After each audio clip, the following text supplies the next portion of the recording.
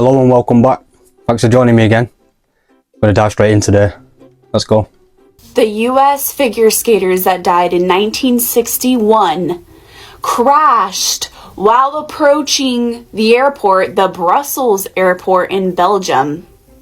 The same way that these people passed away last night, approaching the airport, they died in the same way. And get this, literally in Belgium, last night, like after this crash happened, all of the air traffic control suffered a glitch at the fucking Brussels airport.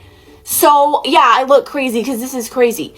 So all of the passengers from the same US figure skating team that died at Brussels airport in 1961, and then a huge glitch occurs and nobody can land or fly. Was that like a ghost thing? Because last night all these people died in the same way for the same team? Has anyone thought about this? This is freaking insane. Like, I feel like shaky. Like, this is wild. Look, I'm really not big into conspiracy theories, but watch autonomous Black Hawk helicopter fly with no pilot. Your eyes are not playing tricks on you. There's no pilot inside this helicopter.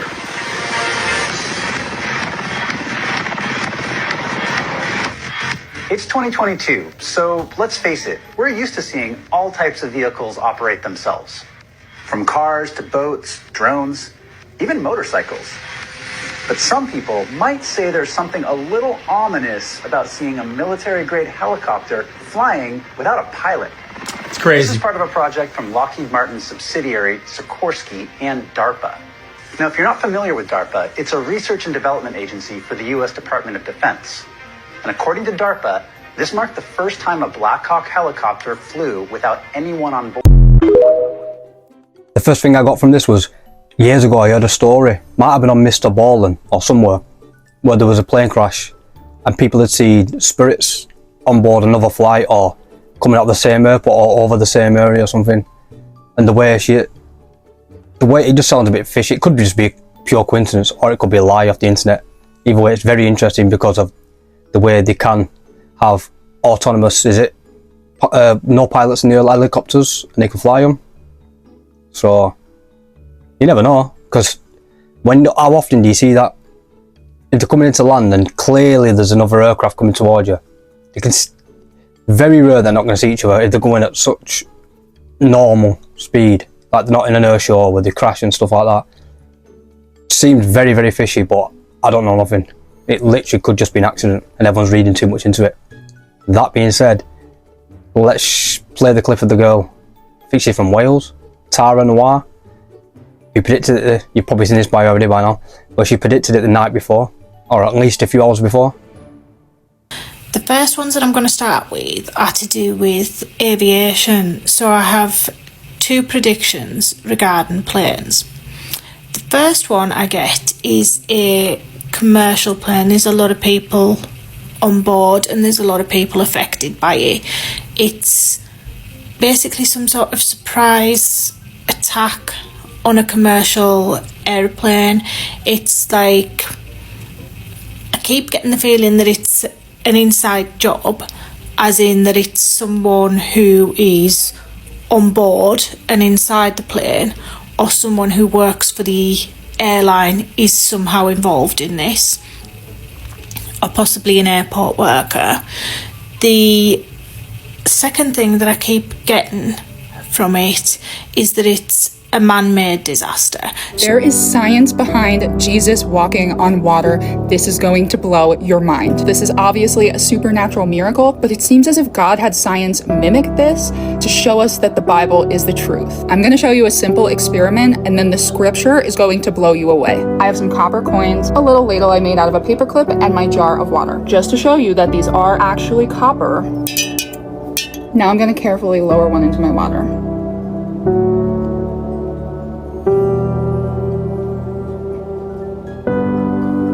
Two places in Revelation reference Jesus' feet being like burnished bronze.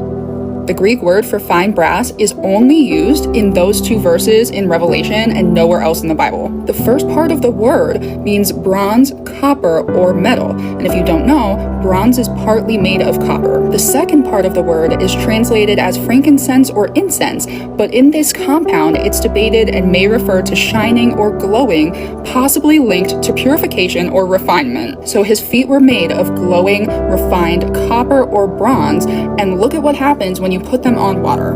This blew me away even more because I realized when I put 2 coins in the water, they don't do anything. When I put 3, they find each other. So now I'm like, did God also code in the Trinity? He is so complex with everything. God is so incredible. Most people think that this is God and this is science. But the more I read and understand the Bible, the more I realize this is God and this is science. Again, I've not been overly religious my life. I was into religion, kind of, like I'd wear the Jesus pieces and the rosary beads and stuff, but never religious, never go to church. Still not, still couldn't go to church. It's just not for me. I couldn't read the Bible because I can't even read a book. But this for me is just like mind blowing. I don't know. This clip for me is just mind blowing. I seen it and I was like, wow. I was even showing my son about it the other night, and he was like, wow. He's 6. It's just incredible. If this is true, which seems plausible, then to me it's just like, I don't know. It should be bigger than just a clip on TikTok. It needs to be spread worldwide because this is amazing for me. Hey everyone, this is Steve with Frequency Wave, and I just completed this new design Vortex. I'm calling it the Vortex Ultra, and it's a much larger version of the basic Vortex, and this one actually has the most power of any frequency wand that I've built so far. This huge, large mouth opening, along with the deep wound coil with over 500 winds, produces an immense toroidal field that will interact with the cells of your body on a level that will detoxify and allow your body's natural healing ability to kick in. And this device is extremely powerful. There are frequencies for almost every ailment that you might have. It's perfect for chronic pain, for insomnia, for meditation, for PTSD, mood enhancement. There are just so many frequencies. So if you have any questions, you can contact Steve. You can visit the website, frequenzywave.com. You can also DM me if you have any questions.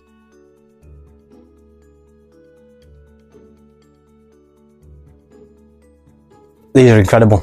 They look amazing, but the frequency that they give off, and it just looks powerful. I've not tried one myself personally, but I've spoke to the guy and he said he'll personally build me one, or wherever you are, he'll ship it out to us. I think these need to be more normal in everyday life. So I will be ordering one in the very near future. Steve, very nice guy, gets back to you straight away. So if you want to find him on, I think it's frequenzywave.com with a Z. You'll see it on the screen. Get in contact with him. They look amazing. He has different ones. Unbelievable. What is going on over here, y'all? Look at this. Do you see this guy? Hold on. I just had to point out this guy. Look at those antlers, y'all. But yes, this is in Colorado. These elk just invaded these towns and started sitting in front of these houses. What is going on here, y'all? What do they know that we don't know? Y'all see that?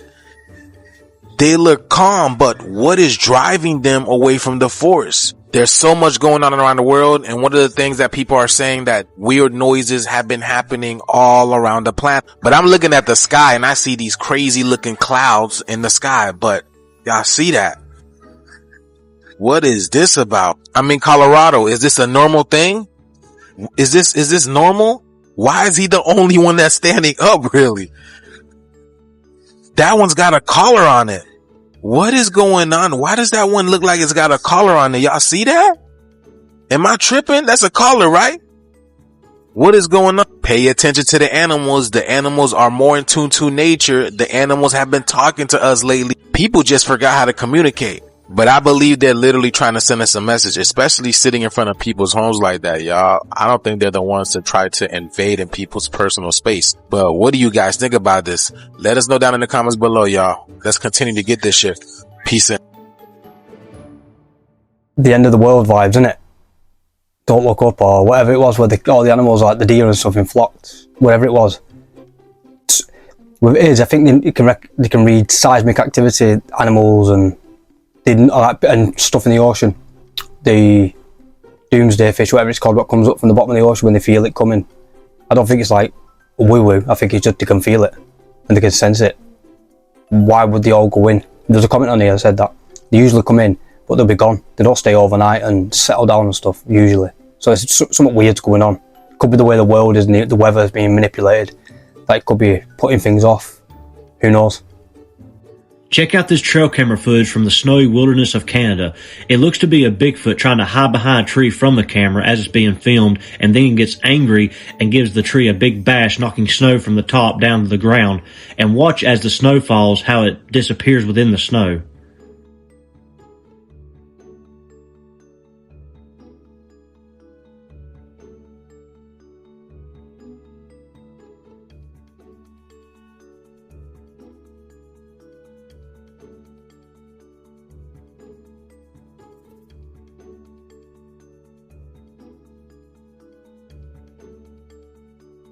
As always, let us know what you think about this in the comments. Is it Bigfoot? Or it could have been him.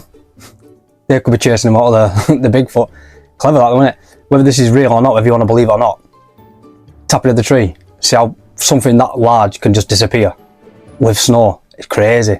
The average World Fair had a Ferris wheel. That Ferris wheel is 50 tons. Each little box that's going around in the Ferris wheel holding people can hold anywhere from 60 to 200 people at a time. And there's usually like 30 of them on the wheel. They said it took 10 minutes for the wheel to go around one time. Think of the energy that would be required just to do that. And all of these world fairs were all outfitted with light bulbs. Every single one. Thousands and thousands and thousands of light bulbs. And you're seeing all these things going, wait a minute, but that didn't come around till this time. This is how much energy we're producing at that time. This is whatever else. What I started to realize was all of this stuff has already been here. It was just all of these things being put on for show. And when I would notice when I'd go even farther back to like the 1700s and the beginning of the 1800s, they were showing people this exotic jewelry from Russia and all these different countries, which is mind-blowing, made out of pure gold and silver and malachite and stones. That's just, you look at it and you can't even fathom something like this. And that's where I started to realize all of these things being shown have already been here. They're just being stolen, taken away, and moving to other places, and then put on display as if like, King this, was the one who did it. And it's like, no, you're just the one who took it. It's amazing but infuriating, because why would they suppress history? Why do you have to suppress history? Just let it play out how it's meant to be. The jig is up now. For most people, a lot of people are blind to it, but wouldn't it be so much better that everyone got along and everyone just had the right, like, Tartaria was clearly real. It's on maps, it's everywhere. People are just bringing more and more evidence about it all the time. The mud floods, things buried, and hidden technology, suppressed history, everything. Why? Put so much effort into hiding and doing all this when they could just live. Could just live and all be one and love and it'd be good. I just don't get it. For me, it baffles me. It really does. Cameras were used in a standard first grade classroom, and several hyperactive children may be noted, especially the boy in the immediate foreground.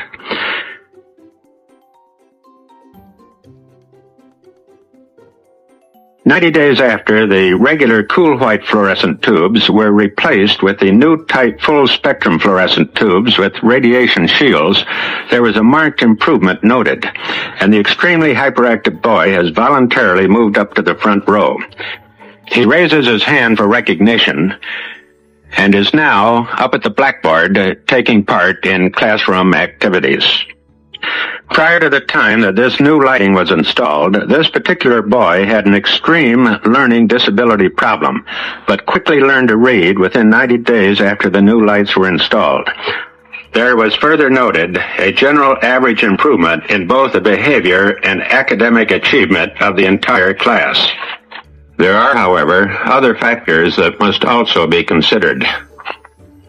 The implications of the biological effects of light and radiation, as observed through time-lapse photography, are obvious. This guy, Matt, I think he's called Matt from Cultivate, I can't remember his name, I'm butchering it, I don't want to butcher it.